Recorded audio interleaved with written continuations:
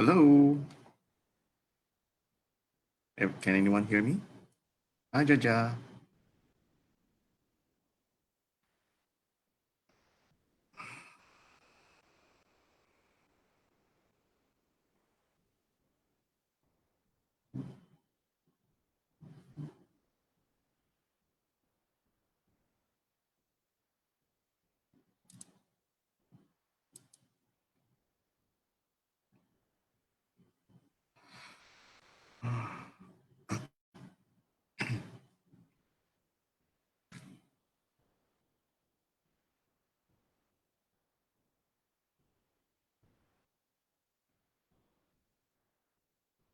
Hmm.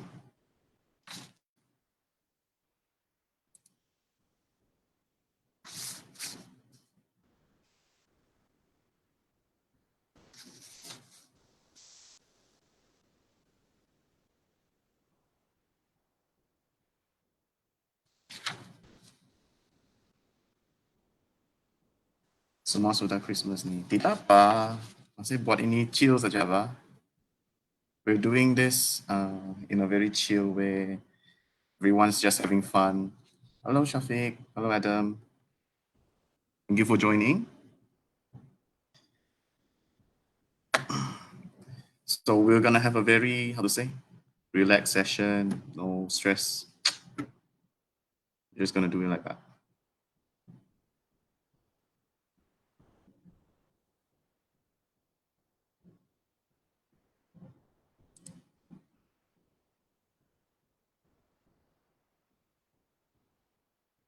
Hi, Guan. Thank you for joining.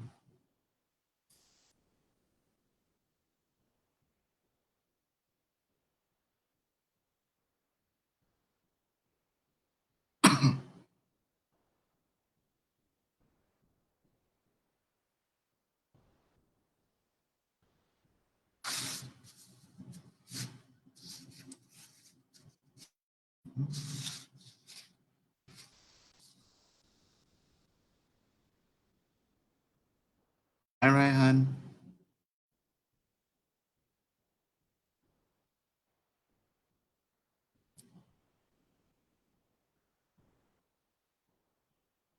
Hey, Sylvian.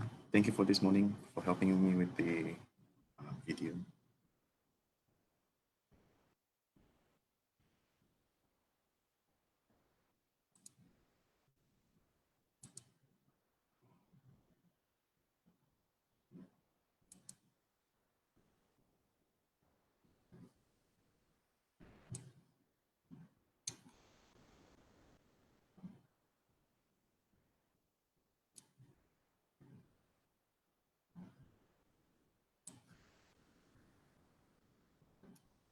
All right, 8 people. Shall we get started?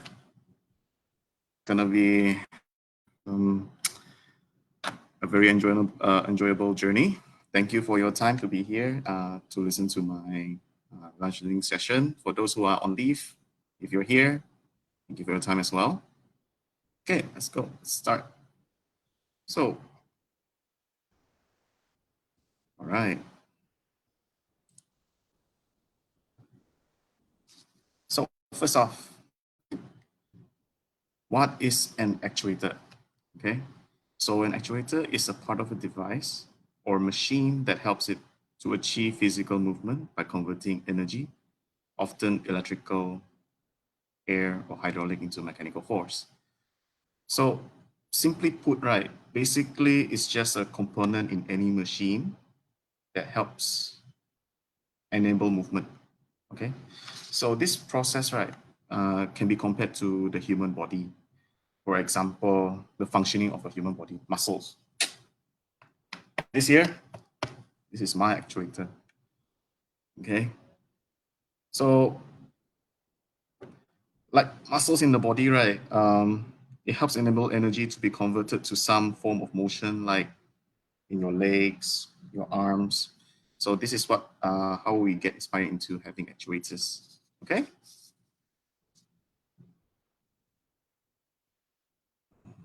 Okay. So when actuators, right? How do we actually consider factor of having an actuator.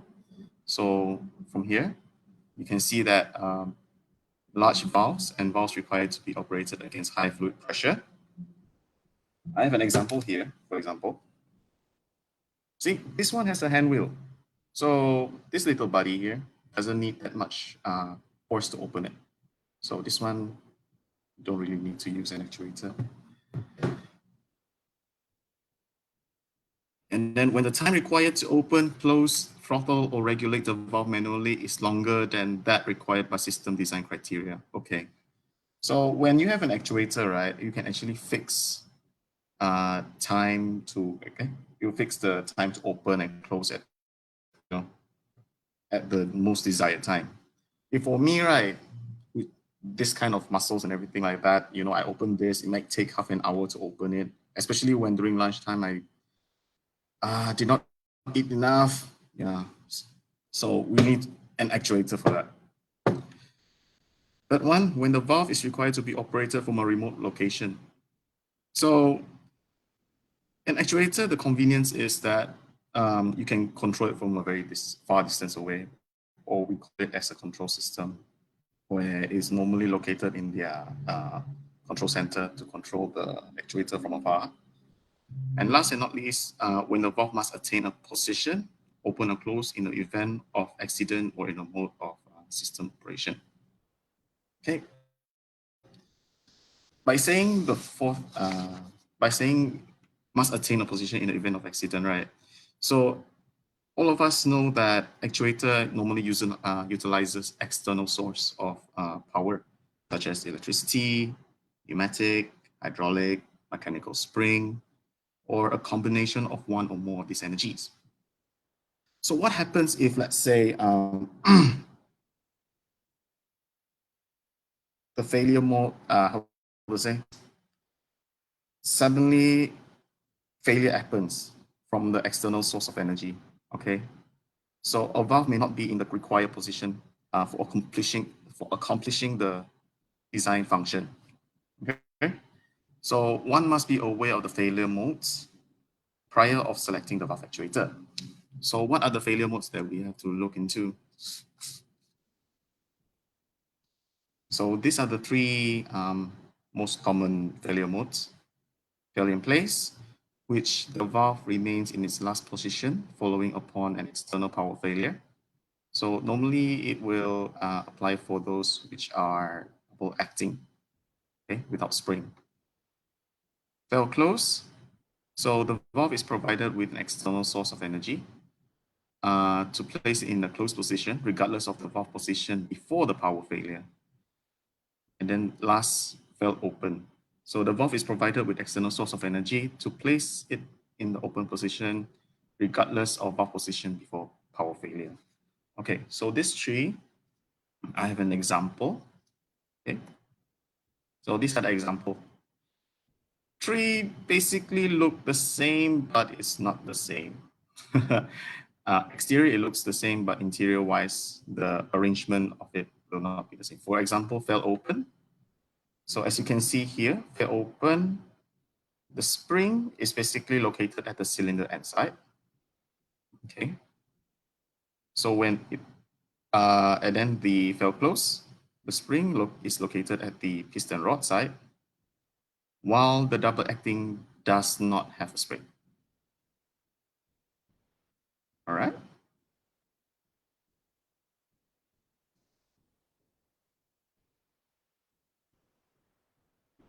So there are three types of actuator I'll be talking about today, which are the pneumatic actuator, hydraulic actuator, and of course the electrical actuators. First off, let's talk about the pneumatic actuator. So a pneumatic actuator is a device which you can convert energy, typically compress air into mechanical motion. So it's fast, secure, robust, simple, fail-safe. Okay.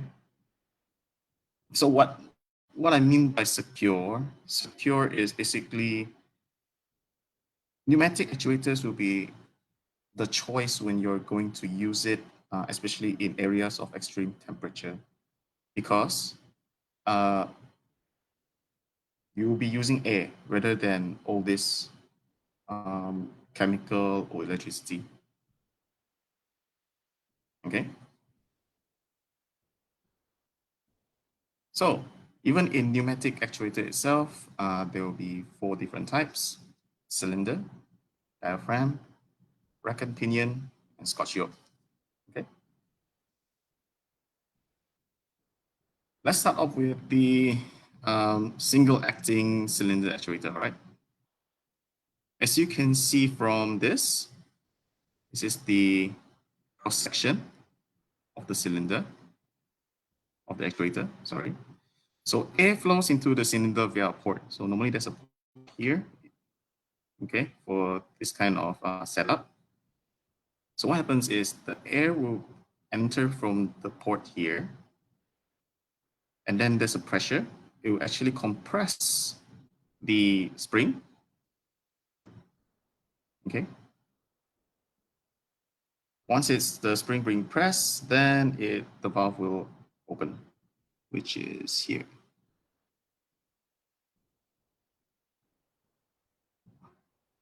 Okay, valve will open. Then once the air has been released, or you do not use the air anymore due to failures, then the spring will actually returns it back to its original position. Simple enough. Everybody okay with it? Let me see. Hi, Wai Chong. Hi, Najib. Roslan. Nadia. Thank you for joining.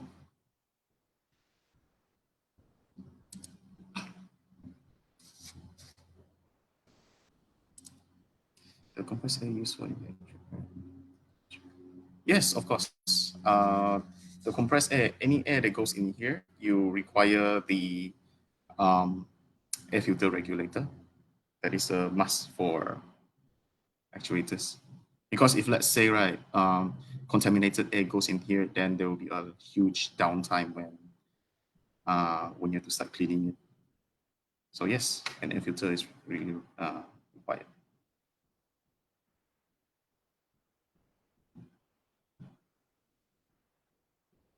Oh, how about electric actuators? Come down, Jaja. Come down. We'll be going to that. We were first talking about pneumatic actuators first. Now we're going down to that. Okay. So this is for the single acting. For the double acting, as you can see from the picture here, so this one basically operates with 2 ports, one from the top, one from the side. You can see from here. Okay. So what happens is it doesn't have a spring, so it really requires air supply from both sides. Okay. So as you can see from here, so it operates without a spring, and instead of 2 ports, one on either of the pistons. So first application, depending on which side you want to go in, the pressure pushes the piston forward or backward, depending on your application. Then the second burst of pressure will push it back. Please. Okay. This one, everybody good? Double acting, yeah? All right. Oops. Next, we go on to diaphragm actuator. Okay, so diaphragm actuator has the same concept to a pneumatic cylinder actuator, but instead of using a piston, it has a diaphragm here. Okay. As air enters into the casing, so air goes in, then it will actually push it down. Okay. So once air is, how to say, removed, goes out, then this one goes back up again. But the thing for diaphragm valve, I mean, like, what's the difference between a cylinder, pneumatic cylinder, and a diaphragm actuator? A diaphragm actuator can only handle very small, how to say, mm, very small torque. Yes, because if you want to have a valve and a huge diaphragm actuator, right, uh, to cater to that torque, diaphragm actuator will not be enough. Okay.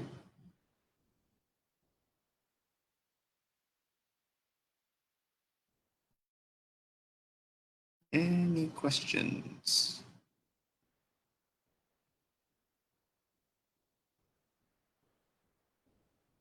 Any question on diaphragm actuators?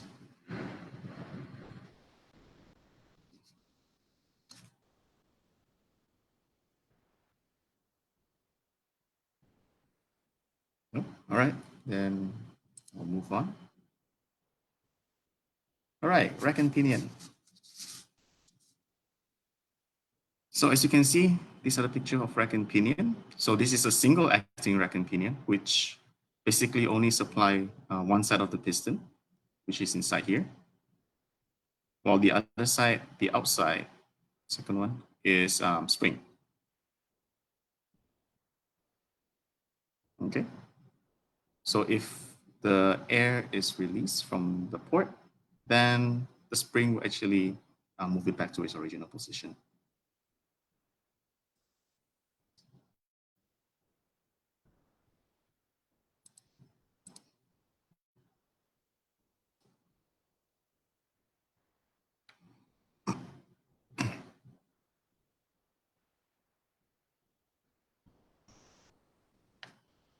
Okay, next. This is the rack and pinion actuator double acting. As you can see, it's applied to the chamber on both sides of the piston. So it's applied here, it's applied here. So once it goes in here and push the piston outward. When the air enters this side, it will push the pistons inward and the air from inside going out. Okay. So this sort of setup is how to say? Mm,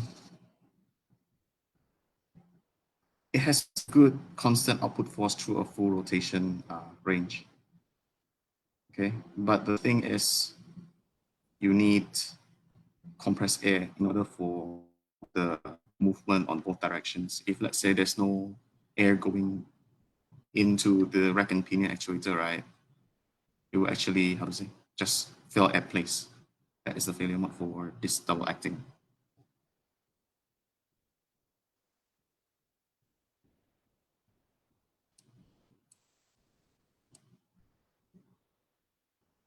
Any questions on rack and pinion?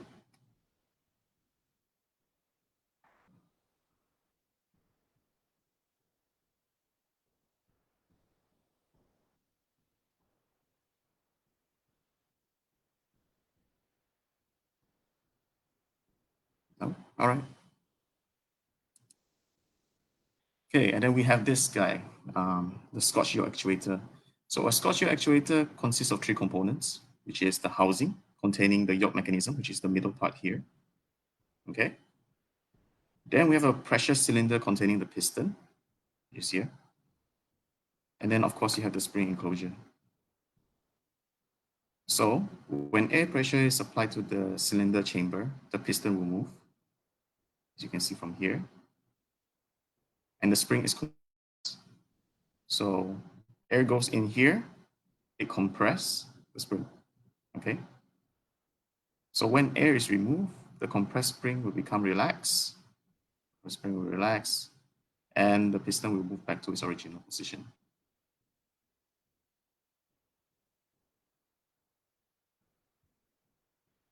Okay.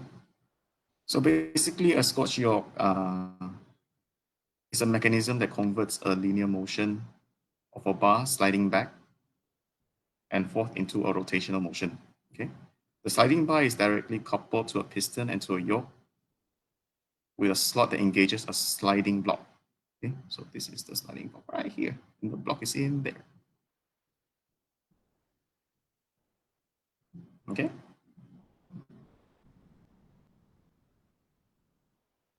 All right. Let's move on.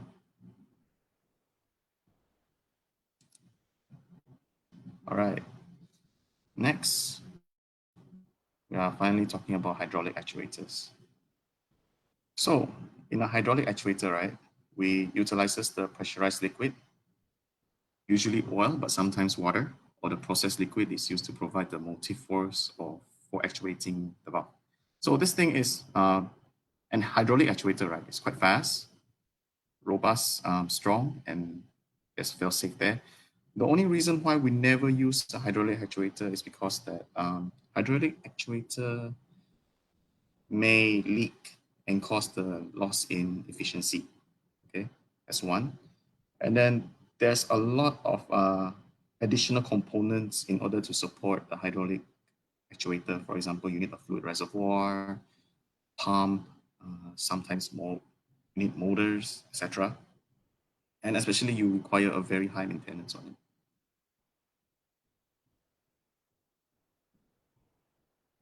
Okay,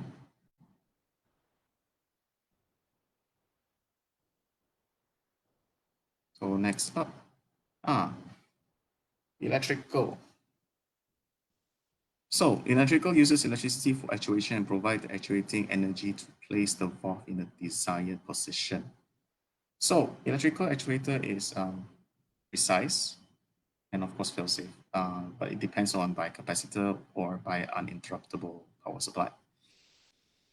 So in a electrical actuator, it offers precision control positioning. Okay, it is scalable for any purpose of force required. Can be easily networked and programmed. It will basically give feedback for diagnostic and maintenance as soon as it's available. They provide complete control of motion, uh, custom speed, the stroke length, and they are much quieter. Electrical actuator is much quieter. But for an electrical actuator, right, it's not suitable for all conditions because it's using electricity. So there's a lot of like certification is still required, especially when you use actuator. Plus, times electrical actuator, the motor might have to be huge. Okay, so um, that was quite fast. All right, thank you for everyone's attention. Any questions?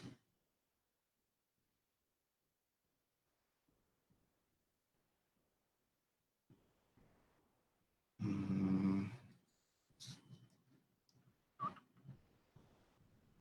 sorry, my line is a little bit, how to say, laggy. Might be a bit slow.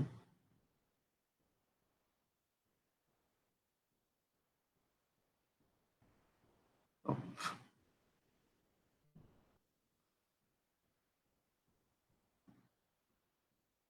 Mm, how about electric actuators? I mean, like basically, electric actuator is only controlled electrically, so you do not need air.